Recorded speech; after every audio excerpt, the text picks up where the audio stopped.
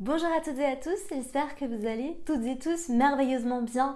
Bienvenue dans un nouvel épisode du podcast de J'aime trop ton signe. Je suis ravie que tu me rejoignes aujourd'hui pour un nouvel épisode. L'épisode de la semaine dernière sur Pluton vous a beaucoup plu et je suis absolument ravie de tous vos messages, de tous vos retours, de tous vos commentaires. Ça m'a fait vraiment chaud au cœur. C'était très développé, c'était un épisode qui m'a demandé pas mal de travail mais que j'ai adoré vous faire, et quand je vois vos retours je me dis que je vais faire la même chose pour d'autres sujets très profonds. Donc je vais certainement vous faire des sujets sur les autres planètes. On m'a demandé des épisodes sur Uranus, sur Neptune, on m'a demandé des épisodes sur les nœuds lunaires. Ça arrive très vite parce que les nœuds lunaires c'est ma passion. C'est un des aspects que je préfère analyser dans un thème astral tellement c'est puissant les nœuds lunaires. Vraiment. Donc je vais vous faire un épisode hyper complet sur les nœuds lunaires, ça arrive très très vite.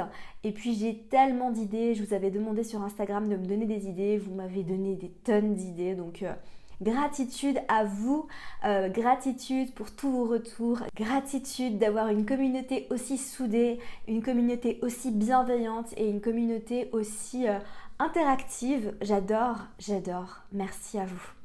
Aujourd'hui, je vais répondre à une question que je reçois quand même assez souvent, qui est comment expliquer l'astrologie à quelqu'un qui n'y croit pas.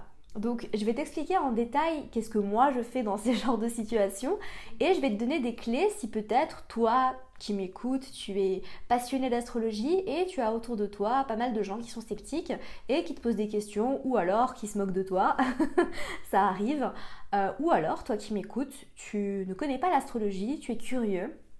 Tu es curieuse et tu as envie d'en savoir plus. Cette question, on me la demande tout le temps et je donne quasiment toujours la même réponse, mais je voulais développer un petit peu ici, dans cet épisode du podcast, en te donnant ma version, donc ce que je dis au premier abord, et ensuite je vais essayer de t'expliquer comment on explique. Il y a deux cas de figure en général quand on rencontre des gens qui sont sceptiques par rapport à l'astrologie. Le premier cas de figure, c'est la personne qui n'y croit pas et qui ne veut rien savoir. Qu'est-ce que je fais dans ce cas-là ? Bah écoute, la vérité en fait c'est que l'astrologie c'est ma vérité à moi. C'est pas la vérité de tout le monde. Et c'est très bien comme ça. À savoir que chacun sa vérité et on n'est pas obligé de tous être d'accord.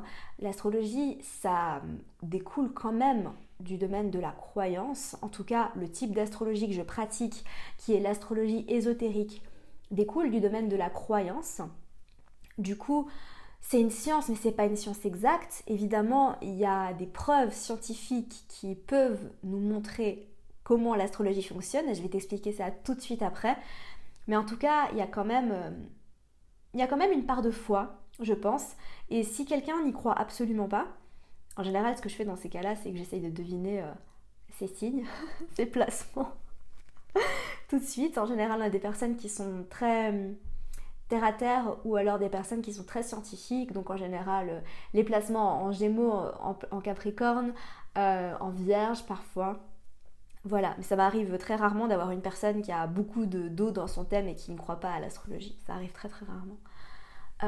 Mais en tout cas, sache que moi j'essaye pas de convaincre le monde entier que l'astrologie c'est génial. Pas du tout, c'est génial pour moi, c'est sûrement génial pour toi qui m'écoutes.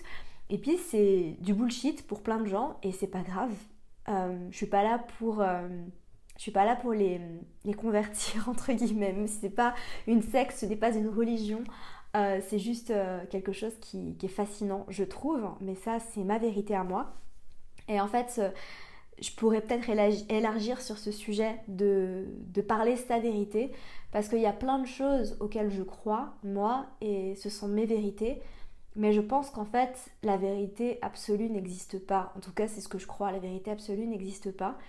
Et qu'on a tous notre vérité à nous, qu'on observe sous nos propres filtres. Et d'ailleurs, même moi, hein, quand je pratique l'astrologie, je le fais avec mes filtres. Je suis jamais totalement objective. Je pense que on peut pas être objectif. C'est quasiment pas possible, en fait. Même quand on est...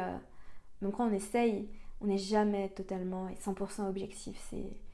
Et ça, encore une fois, c'est ma vérité. Et c'est pour ça que très souvent, je débat pas. Je pense que pour moi, débattre, ça veut dire avoir envie d'avoir raison. Après, c'est ma définition du débat, peut-être que ta définition du débat elle est différente, mais j'adore les discussions où on échange des points de vue, mais les débats, je sais pas, pour moi ça mène à rien parce que j'estime pas avoir raison, je pense que j'ai pas raison, je pense que t'as pas raison, je pense que personne a raison en fait, je pense juste qu'on raisonne avec ce qui nous fait vibrer, qu'on raisonne avec notre vérité. Personne n'a raison, personne n'a tort en fait. Voilà, ça c'est vraiment mon point de vue par rapport à ça. Peut-être que t'es pas d'accord et c'est ok. Mais en tout cas, sache que voilà, si j'ai en face de moi quelqu'un qui n'y croit absolument pas, ou qui limite se moque de moi, c'est pas grave, on parle d'autre chose et tout va bien en fait. Et je le prends pas mal, je le prends pas personnellement, pas du tout. Ensuite, le deuxième cas de figure, si j'ai quelqu'un en face de moi qui me dit j'y crois pas mais explique-moi, ça veut dire que la personne est quand même ouverte à entendre une explication, ça veut dire que la personne est quand même ouverte à en savoir plus, et là du coup je lui explique. Là du coup je suis très attentive et j'essaye vraiment de lui expliquer du mieux que je peux. Ce qu'il faut savoir en fait, c'est que je ferai un autre épisode probablement, parce que ça m'a été demandé sur l'histoire de l'astrologie. Alors après, je ne suis pas du tout une spécialiste en histoire de l'astrologie, c'est un domaine à part entière. Mais en tout cas, sache que l'astrologie est pratiquée depuis la nuit des temps, depuis les civilisations très très anciennes. En Mésopotamie, jusqu'en Égypte, il y a eu des formes d'astrologie qui étaient pratiquées. En Grèce, il y avait l'astrologie hellénistique. Les Mayas avaient une forme d'astrologie. Les Chinois ont inventé l'astrologie chinoise. Les Hindous ont leur astrologie védique. Donc vraiment, toutes les civilisations anciennes avaient une forme d'astrologie. Ce qu'il faut savoir vraiment par rapport à ça, c'est que comment c'est venu au monde, comment ça s'est créé.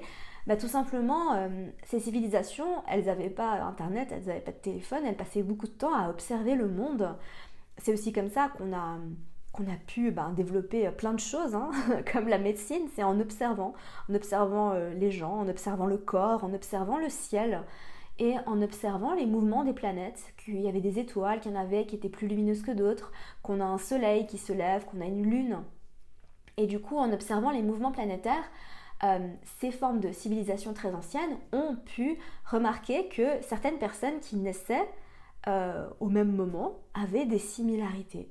Voilà, il y avait des similitudes, ou alors quand la lune était à un certain endroit, on remarquait qu'il y avait des manières de réagir qui étaient pareilles. Enfin, là vraiment j'essaye de t'expliquer avec des mots très simples, et même moi, hein, tu sais, c'est pas mon domaine d'expertise comme je te l'ai dit, mais je ferai mes recherches et je te ferai un épisode plus poussé là-dessus parce que même moi ça m'intéresse, j'ai envie d'en savoir plus, donc le meilleur moyen d'apprendre c'est de faire un podcast. Ça me pousse à accroître mon intérêt et ma culture par rapport à ce domaine-là. Donc j'adore, évidemment, ma lune en Gémeaux adore se nourrir de plein d'informations. Mais en tout cas, voilà, c'est né comme ça, c'est né de l'observation du ciel et évidemment, ça a évolué avec le temps. Ensuite, on a commencé à avoir de plus en plus d'outils, on a commencé à fabriquer plein de choses qui nous ont permis d'observer le ciel avec plus de minutie. Et puis, tout d'abord, en fait, on observait, alors en astrologie ancienne, les planètes dites personnelles et sociales, à savoir qu'on pouvait voir la Lune évidemment, le Soleil, on ne peut pas passer à côté, c'est le centre de l'univers, Mercure, Vénus, Mars, Jupiter et Saturne. Jusque dans les années 1700, c'était les seules planètes avec lesquelles on travaillait. Et puis Uranus a été découverte en 1781. Et ensuite on a découvert Neptune, donc presque un siècle après, en 1846. Et Pluton est la dernière, c'est la plus éloignée, elle est très très très loin, et elle a été découverte en 1930 seulement. Donc peut-être que dans quelques années on découvrira d'autres planètes, mais en tout cas voilà pour les planètes avec lesquelles on travaille en astrologie. Après il y a plein d'astéroïdes, vous m'avez aussi demandé des épisodes sur les astéroïdes et je vais vous faire ça, parce que il y a des astéroïdes ils sont tous importants et c'est vrai qu'on n'en parle pas beaucoup, mais ils ont tous vraiment leur importance et ils nous aident à comprendre des choses bien précises en astrologie. Donc à venir très rapidement un épisode sur Chiron qui est très important dans un thème astral. Je passe aussi beaucoup de temps à analyser Chiron quand je fais une lecture de thème. Donc bref, tout ça pour dire que petit à petit l'astrologie a évolué et petit à petit, alors vraiment c'est plus je pense... pendant la période New Age que l'astrologie est vraiment revenue à la mode et c'est là en fait que que s'est créée l'astrologie dite moderne et contemporaine. Et par contre là c'est vrai que pendant la période New Age c'était vraiment plus un type d'astrologie prédictive, et c'est là qu'en fait sont revenus à la mode les horoscopes dont tout le monde essaye de se détacher un petit peu, à part évidemment les horoscopes faits par des personnes sérieuses.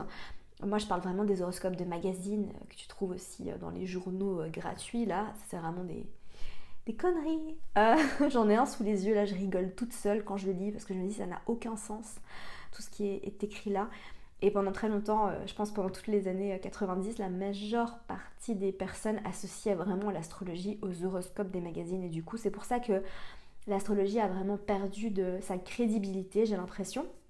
Et aujourd'hui, elle reprend vraiment en candeur, parce qu'on se rend compte en fait que c'est bien plus que ça. Et d'ailleurs, le type d'astrologie que je pratique moi, qui est une astrologie psychologique qui nous aide vraiment à mieux nous connaître. Mais du coup, comment ça fonctionne en fait? Parce que c'est peut-être ça la question que la personne va te poser. Elle se dit, mais comment est-ce que ça fonctionne? Je comprends pas. Alors, le meilleur moyen pour moi d'expliquer comment fonctionne l'astrologie, c'est très complexe. On va aller chercher du côté de la physique quantique. Pour moi, la physique quantique, c'est le meilleur moyen d'expliquer le comment fonctionne l'astrologie. Alors, si tu t'intéresses à la physique quantique, il y a un livre que je recommande à tout le monde, qui est aussi un livre qui prouve l'existence d'une source universelle que tu peux appeler Dieu, l'univers, l'amour inconditionnel, le créateur. Mais en tout cas, ce livre te donne des preuves scientifiques de ça. Donc il est très bien fait, très bien construit. Et c'est le livre de Greg Braden, The Divine Matrix, la divine matrice en français. Donc il n'est pas forcément facile à lire, mais en tout cas, ce livre est très bien fait et c'est une des bases en fait pour vraiment comprendre la physique quantique. Et alors quand tu comprends la physique quantique, tu comprends la loi d'attraction, tu comprends plein de choses par rapport à ça. Mais en tout cas, ce livre explique que tout est énergie. La matière n'existe pas. Nous, on a l'illusion, on a l'impression que la matière existe. Et d'ailleurs, la matière existe que pour notre ego, pour notre âme, la matière n'existe pas.